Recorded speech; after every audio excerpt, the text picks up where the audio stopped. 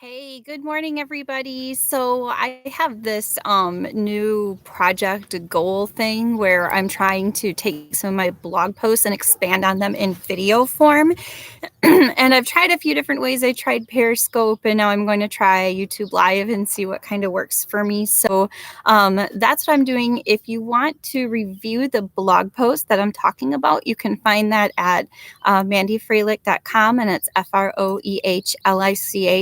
And actually, www.divergent.edu will get you to the same place. So I'm reviewing the post that's titled "Controlling the Way Social Media Makes Us Feel."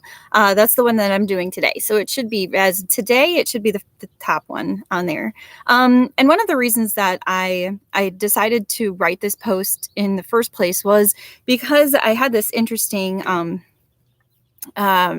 kind of experience where I had taken a selfie, and I think a lot of us do that, right? I'm taking a selfie, and I posted it on Facebook, and I actually thought that I hid it from because I wanted to use it as my profile picture. So I thought that I hid it from people and that people couldn't see it, but I was wrong, and people could, and they started commenting on it and saying very, very kind and nice things. And as I'm watching these go through, I'm thinking to myself, if you only knew what I had going on in my life at that time.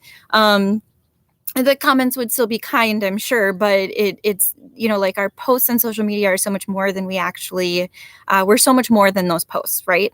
And so I often talk about social media and its effects on our well-being and mental health in the sessions and workshops that I do on mental health, because it had really taken a toll on me recently with just it kind of in two ways. First of all, because I would read the amazing things people were celebrating. I just listened to this podcast. I just wrote this book. I just did all of these things, and I was like, I didn't listen to that podcast, and it's been a while since I put out a book, and I haven't spoken at that venue yet, or whatever it is. And I would start to compare what I was doing to these people, and it made me feel bad about myself, because I felt like I was working as hard as I possibly could, and I wasn't comparing to the things that they were putting out on social media.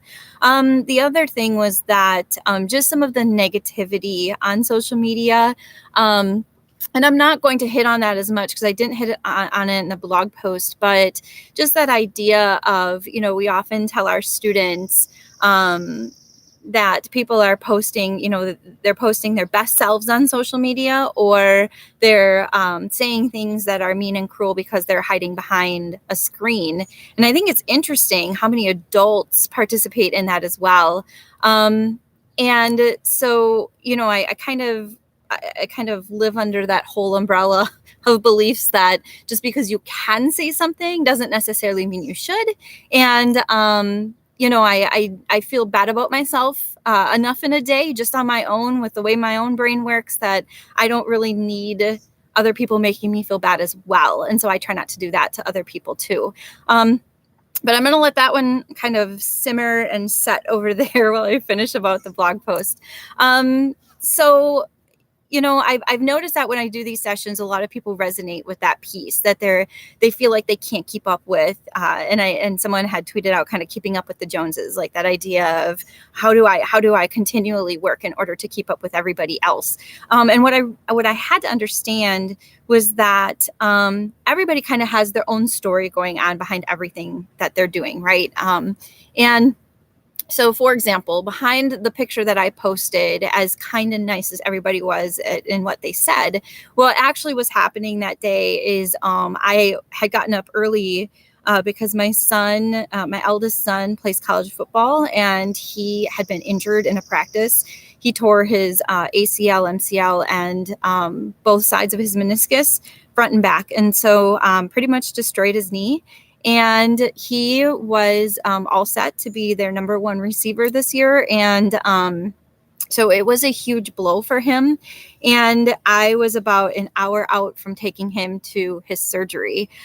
So that the reason my hair was done, my makeup was done is because I was up early worrying and just kind of sick to my stomach. And I honestly didn't know what else to do with myself that would be mind numbing and I wouldn't have to think too much about it. And so I had gotten up and gotten all dolled up to go to a surgery center because I didn't know what else to do. So they also didn't know that I took the picture kind of from the shoulders up. That's how I tend to take my pictures. I struggle with my weight. I don't like the way my arms look. And so I'm very conscientious about the way that I even take selfies because I'm afraid of the way that I look. I had just gotten into an argument with my daughter 2 days before and was really struggling with that. My younger son is going to college soon, and it's been very upsetting to me for some reason. I think just the change and the things coming up. I didn't record any podcasts last week. I didn't even listen to any. I had scheduled to watch 3 webinars that I was really interested in. I never got around to any of them.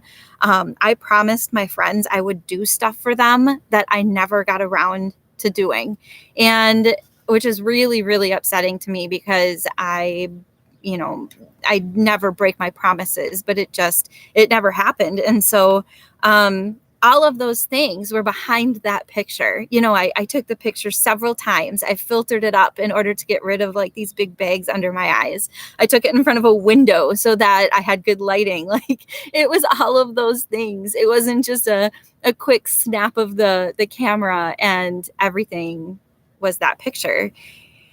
And so, while I started to understand that there's so much more behind the posts, and that picture really represents any kind of celebratory post that could be out there. It could be that someone just spoke at this amazing venue, or they read a book on the beach, or all of these kinds of things. And this there's so much more going on than just that post.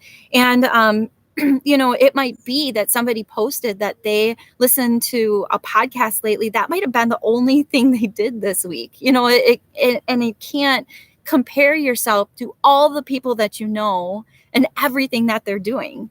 It might be that you create little goals off from what they're doing, but definitely you can't do everything.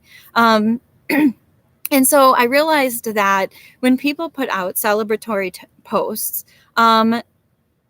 first of all, I realized 2 things. The first was that just because somebody else accomplishes something, it doesn't make me less of a person. So like it doesn't make me less because of somebody else's accomplishments. Instead, it makes me feel good that I can feel supportive and positive towards them because of what they've accomplished. It might have been the only thing that they accomplished all year, and they deserve to have that celebrated. It doesn't really matter what it is. And also that I had control over the way that social media made me feel.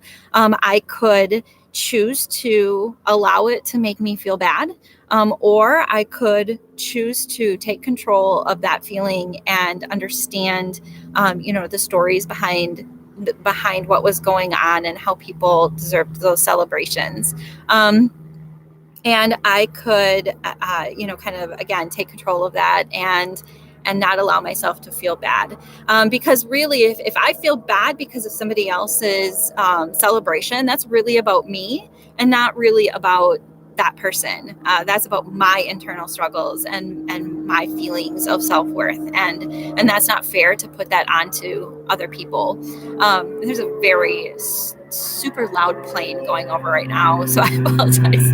But so that was kind of just the review of that blog post. And again, if you want to find it, it is at mandyfreilich.com. And I really encourage you to take a different look at social media and how you use it and how people are portraying themselves. Like it's okay that they celebrate the things that are great. We all should be able to do that, and be kind to one another. So really any reason to do anything else.